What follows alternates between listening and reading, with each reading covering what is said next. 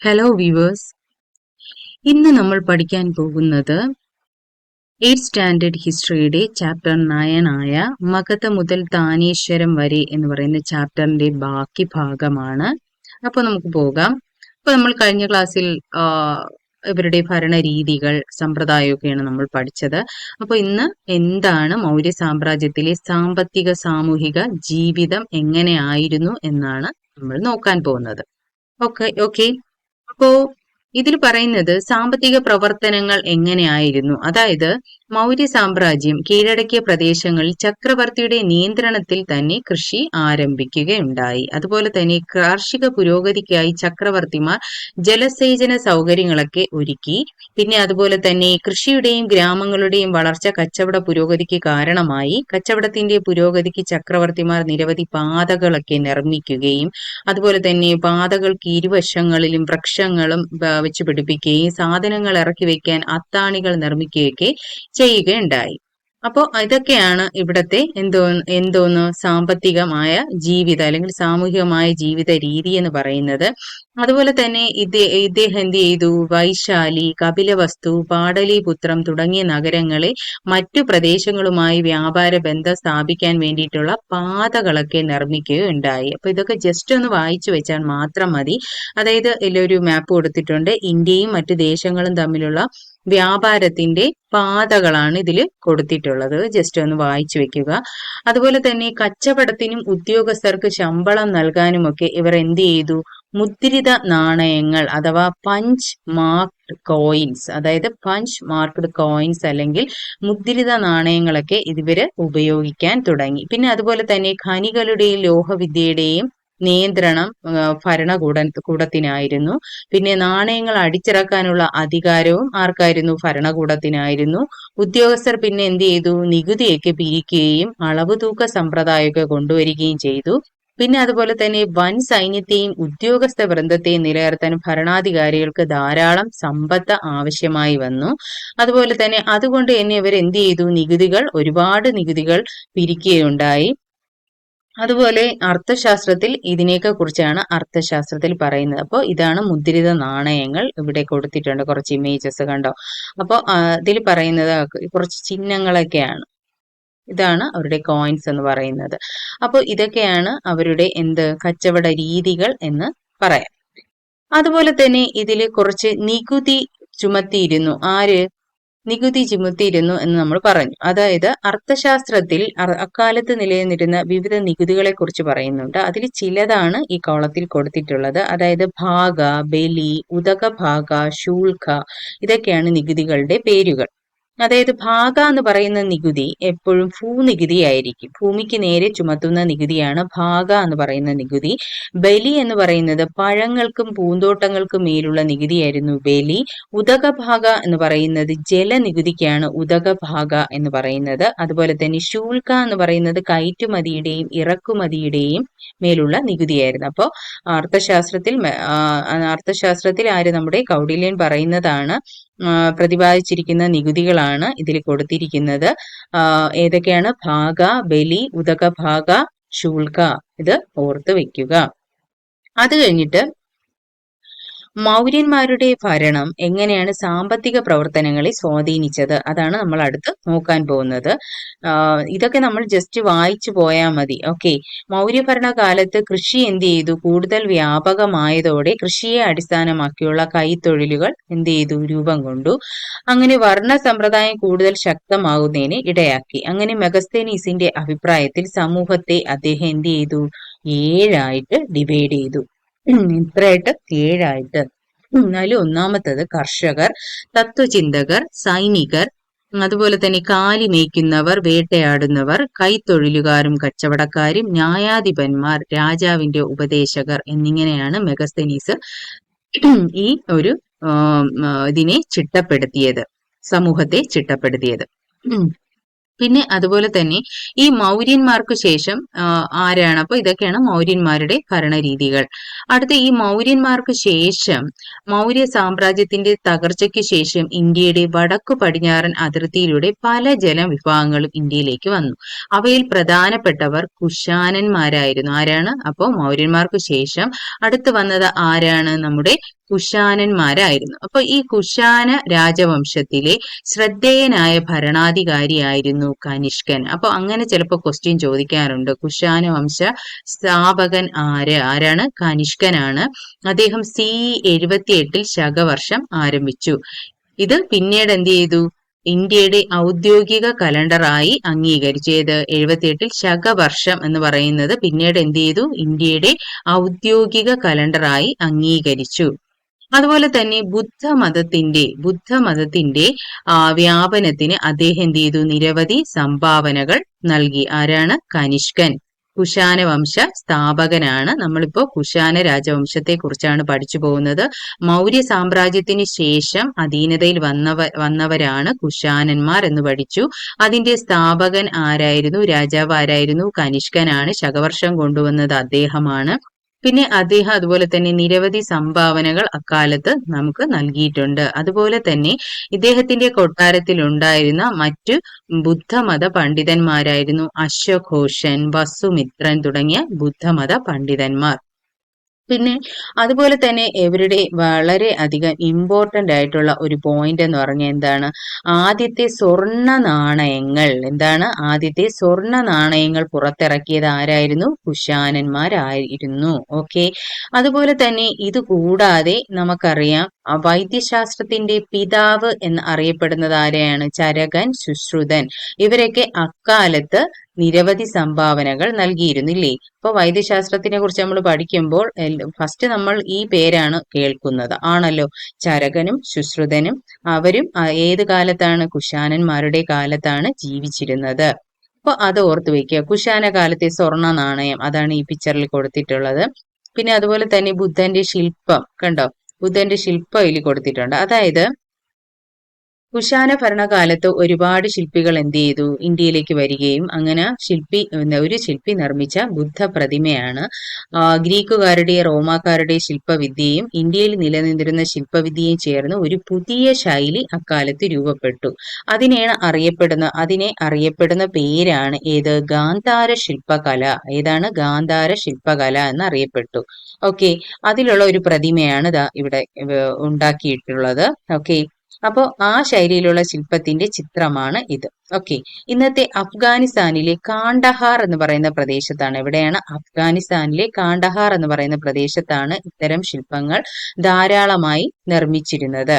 അതുപോലെ തന്നെ ബുദ്ധന്റെ പ്രതിമകളെ ബുദ്ധമതത്തിലെ ഒരു വിഭാഗമായ മഹായാന ബുദ്ധമതക്കാർ എന്ത് ചെയ്തു? ആരാധിച്ചിരുന്നു. നമ്മൾ പറഞ്ഞു മഹായാനോ ഹീനയാനോ നമ്മൾ പഠിച്ചിട്ടുണ്ട്. അപ്പൊ മഹായാനത്തിലെ ചില ആളുകളൊക്കെ എന്ത് ചെയ്തു? ഈ ബുദ്ധ പ്രതിമയെ ആരാധിക്കുകയുണ്ടായി. അതുപോലെ തന്നെ കനിഷ്കൻ എന്ത് ചെയ്തു? മഹായാന ബുദ്ധമതത്തെ രാജ്യത്തെ ഔദ്യോഗിക മതമായി പ്രഖ്യാപിക്കുകയും അതിനെ പ്രോത്സാഹിപ്പിക്കുകയും ചെയ്തു. അപ്പൊ കനിഷ്കൻ പ്രോത്സാഹിപ്പിച്ചത് ഏത് മതമാണ്? നമ്മുടെ മഹായാന ബുദ്ധമതമാണ്. ഓക്കെ. അപ്പോൾ മഹായാന ബുദ്ധമതമാണ് കനിഷ്കൻ പ്രോത്സാഹിപ്പിച്ചത്. അപ്പോൾ കനിഷ്കനെ കുറിച്ചാണ് നമ്മൾ പഠിച്ചത്. കുഷാന രാജവംശമാണ് പഠിച്ചത്. കുഷാന രാജവംശ സ്ഥാപകൻ ആരായിരുന്നു? നമ്മുടെ കനിഷ്കനാണ്. അദ്ദേഹത്തിന്റെ സംഭാവനകൾ എന്തൊക്കെയാണ്? മൗര്യ രാജവംശത്തിന് ശേഷം വന്നവരാണ് കനിഷ്കൻ എന്ന് പറയാം. അപ്പോൾ ശകവർഷം കൊണ്ടുവന്നത് അവരാണ്. അതുപോലെ തന്നെ നമ്മുടെ സ്വർണ്ണ നാണയങ്ങൾ കൊണ്ടുവന്നത് അവരാണ്. അതുപോലെ തന്നെ ബുദ്ധന്റെ ഗാന്ധാര ശില്പം എവിടെയാണെന്ന് ഓർത്തു വെക്കുക. കാണ്ഡഹാറിലാണ്. എവിടെയാണ്? കാണ്ഡഹാറിലാണ്. ഗാന്ധാര ശില്പം എവിടെയാണ് കാണുന്നത്, അല്ലെങ്കിൽ ഏത് പ്രദേശത്താണ് ഗാന്ധാര ശില്പം സ്ഥിതി ചെയ്യുന്നതെന്ന് ചോദിച്ചാൽ കാണ്ഡഹാറിലാണ്. ഓക്കെ. പിന്നെ ഈ കനിഷ്കൻ അതായത് പ്രചരിപ്പിച്ച മതം ഏത് എന്ന് ചോദിച്ചാൽ ഏതാണ്? ബുദ്ധമതം. മഹായാന ബുദ്ധമതമാണ് കനിഷ്കൻ പ്രചരിപ്പിച്ചത്. അതായത് ഈ മൗര്യ കാലഘട്ടത്തിന് ശേഷം പിന്നെ വന്നത് ആരാണ്? മൗര്യ കാലഘട്ടത്തിന് ശേഷം മധ്യ ഇന്ത്യയിലും ദക്ഷിണേന്ത്യയിലുമായി ശക്തി പ്രാപിച്ച ഭരണാധികാരികളായിരുന്നു ശതവാഹനന്മാർ. ആരായിരുന്നു? ശതവാഹനന്മാർ. അപ്പോൾ അടുത്ത് നമ്മൾ പഠിക്കാൻ പോകുന്നപ്പോൾ ആദ്യം നമ്മൾ മൗര്യ സാമ്രാജ്യം പഠിച്ചു. പിന്നെ നമ്മൾ ഏത് പഠിച്ചു? കുഷാന സാമ്രാജ്യം പഠിച്ചു. കനിഷ്കനാണ് രാജാവെന്നൊക്കെ പഠിച്ചു. അടുത്ത് നമ്മൾ പഠിക്കുന്നത് ഏതാണ്? ശതവാഹനന്മാരെ കുറിച്ചാണ്. BCE 1-ാം നൂറ്റാണ്ടിലാണ് അവർ ഭരണം നടത്തിയിരുന്നത്. ഓക്കെ. പ്രതിഷ്ഠാന ആയിരുന്നു അവരുടെ ആസ്ഥാനം. ഏതാണ്? പ്രതിഷ്ഠാന എന്ന് പറയുന്ന സ്ഥലമായിരുന്നു അവരുടെ ആസ്ഥാനം. ഇത് ഓർത്തു വെക്കുക. ശതവാഹനന്മാരുടെ ആസ്ഥാനം ഏതാണ്? പ്രതിഷ്ഠാന എന്ന് പറയുന്നതാണ്. അതുപോലെ തന്നെ ഇതില് ഇനി പറയുന്നത് എന്തെന്ന് വെച്ചാൽ ഗൗതമി പുത്ര ശതകർണി, വസിഷ്ഠപുത്രൻ തുടങ്ങിയ രാജാക്കന്മാർ ശതവാഹന രാജ്യത്തിന്റെ ശക്തിയും വ്യാപ്തിയും വർദ്ധിപ്പിച്ചു.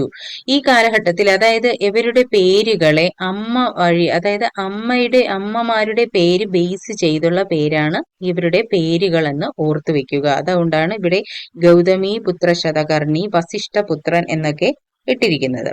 അതുപോലെ തന്നെ ഈ ഒരു കാലഘട്ടത്തിൽ ജൈന ബുദ്ധ ബ്രാഹ്മണ മത പ്രചാരകരും ദക്ഷിണേന്ത്യയിലേക്ക് വന്നു.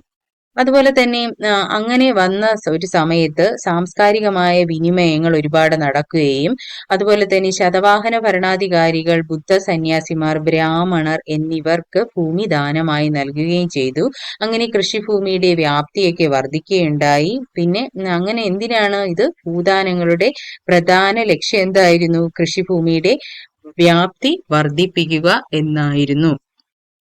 അതുപോലെ തന്നെ ദാനം നൽകിയ ഭൂമിയുടെ ഭരണാധികാരവും അതുപോലെ ക്രമേണ ഇവർക്ക് നൽകി. രാജാവിന്റെ അധികാരത്തെ എന്ത് ചെയ്തു? ഇത് ദുർബലപ്പെടുത്തുകയാണ് ഉണ്ടായത്. ഇവിടെ കുറച്ച് നാണയങ്ങൾ കൊടുത്തിട്ടുണ്ട്. ഇത് ശതവാഹന കാലത്തെ ചെമ്പു നാണയങ്ങളാണ്. അതായത് ഇന്ത്യക്ക് വ്യാപാര ബന്ധം ഉണ്ടായിരുന്ന റോമൻ സ്വർണ്ണ നാണയങ്ങൾ ഇന്ത്യയുടെ പല ഭാഗത്ത് നിന്നും കണ്ടെടുത്തിട്ടുണ്ട്. ഇത് വ്യാപാര വളർച്ചയെ സൂചിപ്പിക്കുന്നതാണ് ഈ ശതവാഹന കാലത്തെ ചെമ്പു നാണയങ്ങൾ എന്ന് പറയുന്നത്. അതായത് വ്യാപാരത്തിന്റെ വളർച്ച എന്ന് പറയുന്നത് നാണയങ്ങളുടെ വിനിമയം, അതായത് റോമൻ സ്വർണ്ണ നാണയങ്ങൾ, അതുപോലെ തന്നെ ശതവാഹന ചെമ്പു നാണയങ്ങളൊക്കെ ഇവർ വിനിമയത്തിനായി ഉപയോഗിച്ചിരുന്നു. അതുപോലെ തന്നെ നഗരങ്ങളുടെ ആവിർഭാവം, ഇവരുടെ നഗരങ്ങൾ ഏതൊക്കെയാണ്? അമരാവതി, നാഗാർജുന കൊണ്ടൊക്കെ വികസിച്ചു വന്നു. അതുപോലെ തന്നെ നഗരങ്ങൾ കേന്ദ്രീകരിച്ച് വിവിധതരം കലകളും തൊഴിലുകളുടെയൊക്കെ പുരോഗമനമൊക്കെ ഉണ്ടായി. അതിൽ എക്സാമ്പിളാണ് ലോഹ നിർമ്മാണവും പട്ടുനൂൽ വ്യവസായവും. അതുപോലെ തന്നെ ഉൽപാദനത്തെയും വിതരണത്തെയും നിയന്ത്രിച്ചിരുന്ന ഗിൽഡുകൾ എന്ന കച്ചവട സംഘങ്ങളുടെ രൂപപ്പെടൽ, അതായത് പണത്തിന്റെ നിക്ഷേപങ്ങൾ സ്വീകരിക്കൽ, വായ്പകൾ നൽകൽ, ഇതാണ് ഗിൽഡുകൾ. ഇതൊക്കെയാണ് ഇതിലുള്ളത്. അപ്പൊ നമ്മളിപ്പോ ഏതാണ്? ശതവാഹനന്മാരെ കുറിച്ചാണ് പഠിച്ചത്. ഗിൽഡുകളെ കുറിച്ച് പഠിച്ചു, അവരുടെ അവിടുത്തെ രാജാവിനെയൊക്കെ കുറിച്ച് പഠിച്ചു. അമ്മയുടെ പേര് ചേർത്തായിരിക്കും അവിടുത്തെ രാജാക്കന്മാരെ അറിയപ്പെട്ടത്. അവർ കൃഷിക്കാണ് ഏറ്റവും കൂടുതൽ പ്രാധാന്യം നൽകിയത്. കൃഷിഭൂമിയുടെ വ്യാപ്തി വർദ്ധിപ്പിക്കുക എന്നതായിരുന്നു അവരുടെ പ്രധാന ഉദ്ദേശം. അതാണ് ശതവാഹനന്മാരുടെ പ്രധാന ഉദ്ദേശം എന്ന് പറയുന്നു. പിന്നെ അതുപോലെ തന്നെ ഉൽപാദനത്തെയും വിതരണത്തെയും നിയന്ത്രിച്ചിരുന്ന ഗിൽഡുകൾ എന്ന കച്ചവട സംഘങ്ങളുടെ രൂപപ്പെടലും ഉണ്ടായിരുന്നു. ഇതൊക്കെയാണ് ശതവാഹനന്മാരുടെ കാലഘട്ടം എന്ന് പറയുന്നത്. അപ്പോൾ നിങ്ങൾ എന്ത് ചെയ്യണം? മൗര്യ ഭരണകാലവും അതുപോലെ തന്നെ കുശാന കാലഘട്ടവും അതുപോലെ തന്നെ ശതവാഹന കാലഘട്ടമൊക്കെ കമ്പയർ ചെയ്ത് പഠിക്കുക. ജസ്റ്റ് ഒന്ന് വായിച്ചാൽ മതി.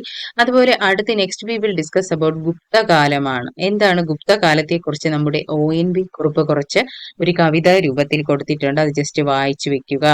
ഓക്കെ. അപ്പോ ഗുപ്ത കീർത്തിയുടെ ഒരു പ്രധാന കേന്ദ്രമായിരുന്നു എന്ത്? ഉജ്ജയിനി. ഏതാണ്? ഗുപ്തന്മാരുടെ പ്രകീർത്തി ഉണ്ടായ സ്ഥലം ഏതായിരുന്നു? ഉജ്ജയിനി എന്ന് പറയുന്ന സ്ഥലമാണ്.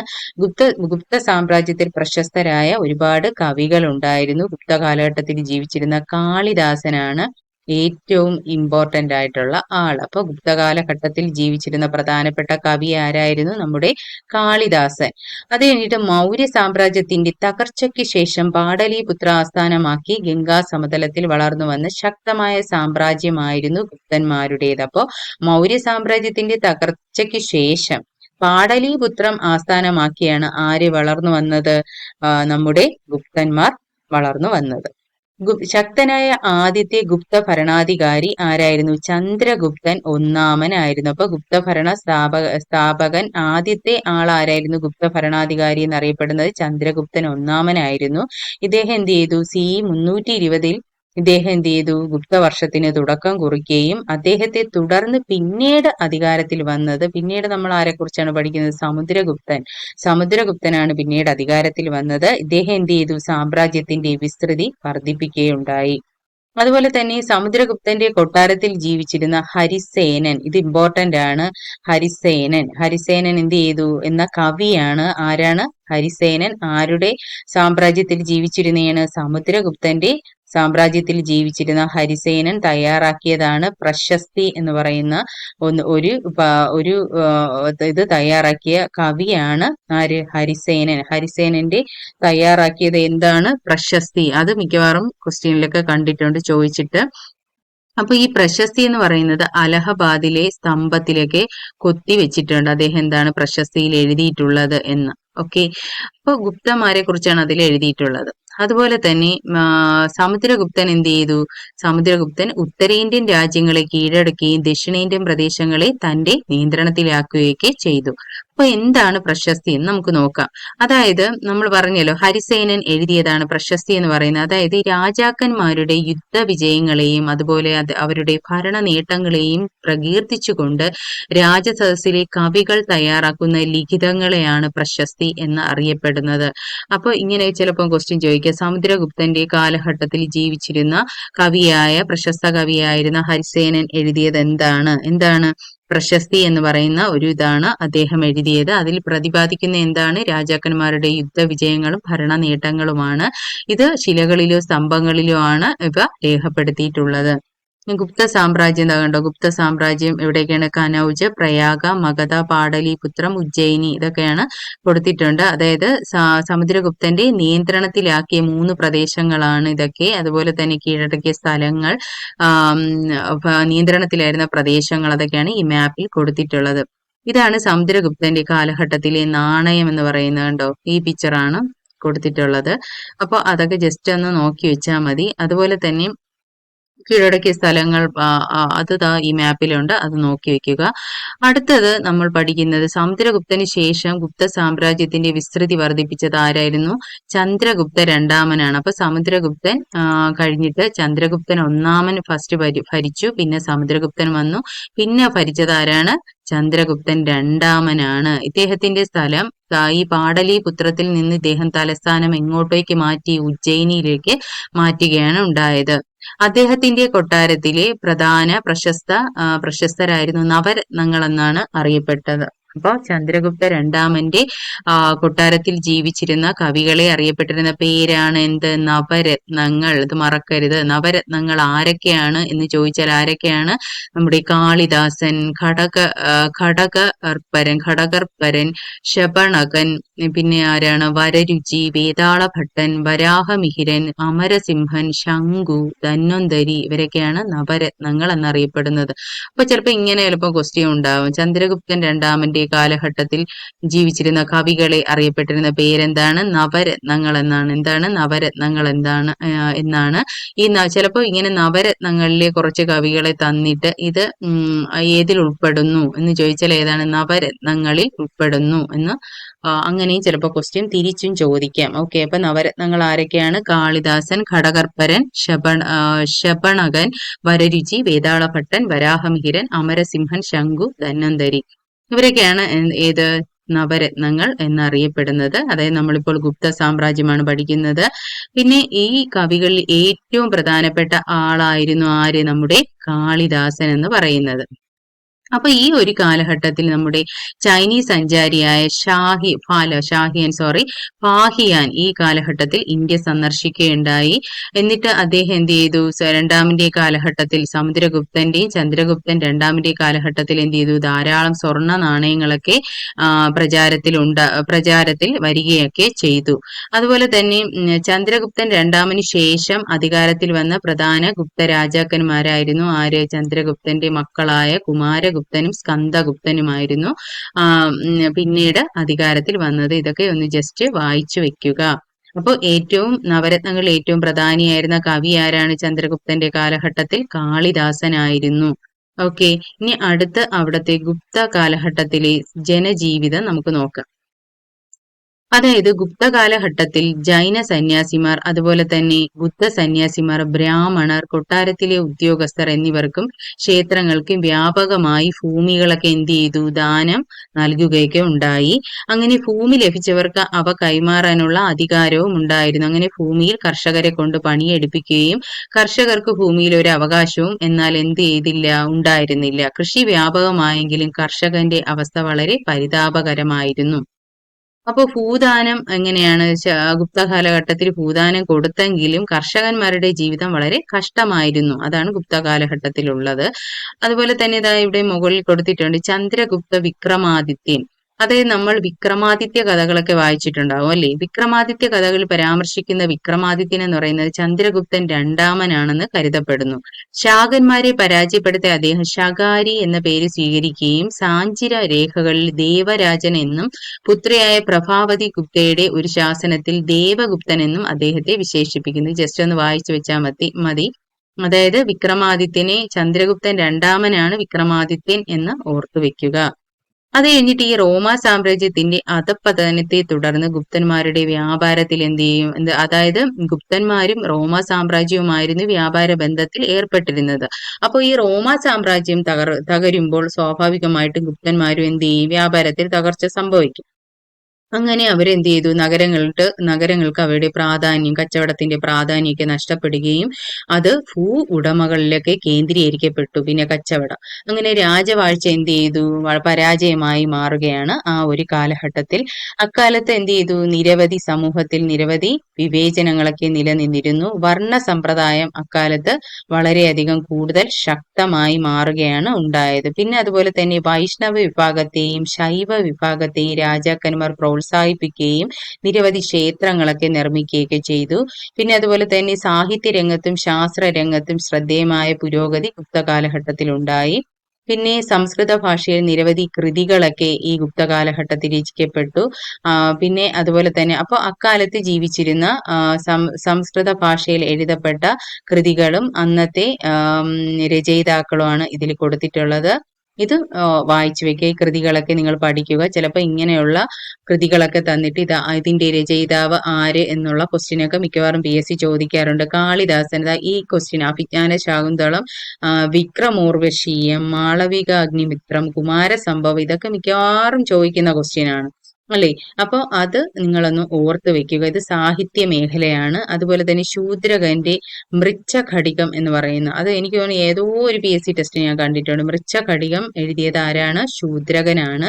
വിശാഖദത്തൻ എഴുതിയത് മുദ്ര രാക്ഷസം, അതുപോലെ തന്നെ ദേവി ചന്ദ്രഗുപ്തം, സാഹിത്യമാണ് അതിന്റെ മേഖല. അടുത്ത വരാഹമിഹിരൻ, ഇതും ചോദിച്ചു കണ്ടിട്ടുണ്ട്. പഞ്ചസിദ്ധാന്തിക, ലഘുജാതകം, ബൃഹത് ജാതകം, ഇങ്ങനെയുള്ള 3 കൃതികളാണ് വരാഹമിഹിരൻ എഴുതിയിട്ടുള്ളത്. ശാസ്ത്രത്തെ ബേസ് ചെയ്താണ്. ആര്യഭട്ടന്റെ, ഇതും ചോദിച്ചു കണ്ടിട്ടുണ്ട്. ആര്യഭട്ടന്റെ ഏതാണ് ശാസ്ത്രം ബേസ് ചെയ്ത് എഴുതിയത്? ആര്യഭടീയം. അടുത്തത് അമരസിംഹന്റെ, ഇതും കണ്ടിട്ടുണ്ട്. അമരസിംഹന്റെ അമരകോശം, ഇത് ഭാഷാ നിഘണ്ടുവാണ്. അമരകോശം, ഇത് ഇത്രയും നല്ല പോലെ തറവാക്കി വായിച്ചു വെക്കുക. അപ്പൊ കാളിദാസൻ, ശൂദ്രകൻ, വിശാഖദത്തൻ, വരാഹമിഹിരൻ, ആര്യഭട്ടൻ, അമരസിംഹൻ ഇവരൊക്കെ എഴുതിയ കൃതികൾ നല്ല പോലെ വായിച്ചു വെക്കുക. ഇതൊക്കെ ടെസ്റ്റിന് ചോദിക്കാം. ഓക്കെ. അത് കഴിഞ്ഞിട്ട് ഗുപ്ത കാലഘട്ടത്തിൽ എന്ത് ചെയ്തു? വിവിധ മേഖലകളിൽ ഉണ്ടായ മാറ്റങ്ങൾ, അതാണ് ഇനി അടുത്തുള്ളത്. ഗുപ്തന്മാർക്ക് ശേഷം എന്ത് ചെയ്തു? പ്രാചീന ഇന്ത്യയിൽ നിലയുന്ന ശക്തമായ ഭരണം താനേശ്വരത്തിലെ വർദ്ധന രാജാക്കന്മാരുടേതായിരുന്നു. ആരാണ്? വർദ്ധന രാജാക്കന്മാർ. വർദ്ധന രാജവംശമാണ് ഈ ഗുപ്തന്മാർക്ക് ശേഷം വന്നത്. ഇതിൽ ഏറ്റവും പ്രധാനിയായിരുന്നു നമ്മുടെ ഹർഷവർദ്ധനൻ. ഇപ്പൊ വർദ്ധന രാജാക്കന്മാരിൽ പ്രധാനിയായിരുന്നു ഹർഷവർദ്ധനൻ. ബുദ്ധമതത്തിന്റെ പ്രചാരത്തിനായി അദ്ദേഹം എന്ത് ചെയ്തു? നിരവധി സഹായങ്ങളൊക്കെ നൽകുകയും അദ്ദേഹം നളന്ദ സർവകലാശാലയുടെ, നമ്മൾ നേരത്തെ പഠിച്ചിട്ടുണ്ടായിരുന്നു നളന്ദ സർവകലാശാല, അതിനായിട്ട് ഉന്നമനത്തിനൊക്കെയായി പല നടപടികളൊക്കെ കൈക്കൊണ്ടു. പിന്നെ അദ്ദേഹം രചിച്ച, ഇത് ഇമ്പോർട്ടന്റ് ആണ്, ഹർഷവർദ്ധന്റെ രചിച്ച നാടകങ്ങളാണ് രത്നാവലി, പ്രിയദർശിക, നാഗാനന്ദം. ഇതൊക്കെയാണ് രത്നാവലി, പ്രിയദർശിക, നാഗാനന്ദം എന്നിവ ഹർഷവർദ്ധനന്റെ നാടകങ്ങളാണ്. ഇത് ഓർത്തു വെക്കുക. ചിലപ്പോൾ രത്നാവലി എഴുതിയത് ആര് എന്ന് ചോദിക്കും, അല്ലെങ്കിൽ ഹർഷവർദ്ധൻ എഴുതിയ നാടകം ഏതാണ്, അങ്ങനെയും ക്വസ്റ്റ്യൻ വരും. പിന്നെ അതുപോലെ തന്നെ പ്രധാനമായും വിവരങ്ങൾ ലഭിക്കുന്നത് ബാണഭട്ടൻ രചിച്ച, ഇതും ഇമ്പോർട്ടന്റ് ആണ്. ആര് രചിച്ചതാണ്? നമ്മുടെ ബാണഭട്ടൻ രചിച്ച ഹർഷചരിതം. അപ്പൊ ഹർഷചരിതം രചിച്ചത് ആര് എന്ന് ചിലപ്പോൾ ക്വസ്റ്റ്യൻ ചോദിക്കുക. ഹർഷചരിതം രചിച്ചത് ആരാണ്? നമ്മുടെ ബാണഭട്ടനാണ് രചിച്ചത് ഹർഷചരിതം. ഇത് ചൈനീസ് സഞ്ചാരിയായ ഹുയാൻ സാങ്ങിന്റെ വിവരണങ്ങളിൽ നിന്നുമാണ് അദ്ദേഹം എന്ത് ചെയ്തത്? ഈ ഹർഷചരിതം രചിച്ചത്. അപ്പോൾ നമ്മുടെ ഗുപ്തന്മാർക്ക് ശേഷം അധികാരത്തിൽ വന്നത് ആരായിരുന്നു? വർധന രാജാക്കന്മാരാണ്. വർധന രാജാക്കന്മാരിൽ പ്രധാനി ആരായിരുന്നു? നമ്മുടെ ഹർഷവർദ്ധനാണ്. ഹർഷവർദ്ധന്റെ നാടകങ്ങളാണ് ഏതൊക്കെ? രത്നാവലി, പ്രിയദർശിക, നാഗാനന്ദം. അത് കഴിഞ്ഞിട്ട് വന്നത് നമ്മുടെ ബാണഭട്ടൻ രചിച്ച ഹർഷചരിതമാണ്. അതുപോലെ തന്നെ ജനപദങ്ങളിൽ നിന്ന് സാമ്രാജ്യത്തിലേക്കുള്ള വളർച്ച, പ്രാചീന ഇന്ത്യയിൽ ജനജീവിതത്തിന്റെ വിവിധ രംഗങ്ങൾ, അതൊക്കെ ജസ്റ്റ് ഒന്ന് വായിച്ചു വിടുക.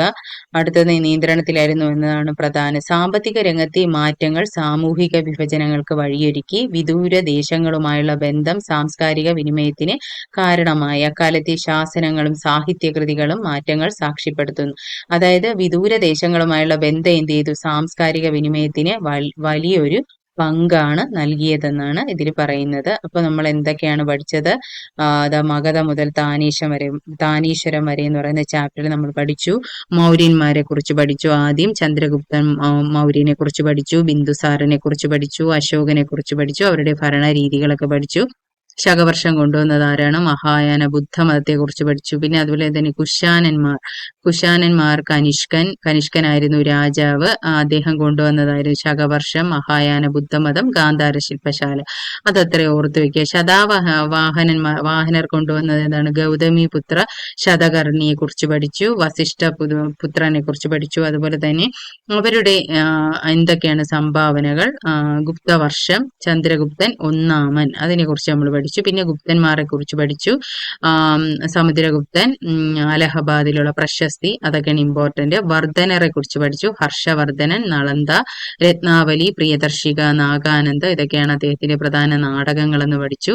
പിന്നെ ചന്ദ്രഗുപ്ത രണ്ടാമന്റെ നവരത്നങ്ങളെ കുറിച്ചൊക്കെ നമ്മൾ പഠിക്കുകയുണ്ടായി. അപ്പോൾ ഇതൊക്കെയാണ് ഈ ചാപ്റ്ററിലുള്ളത്.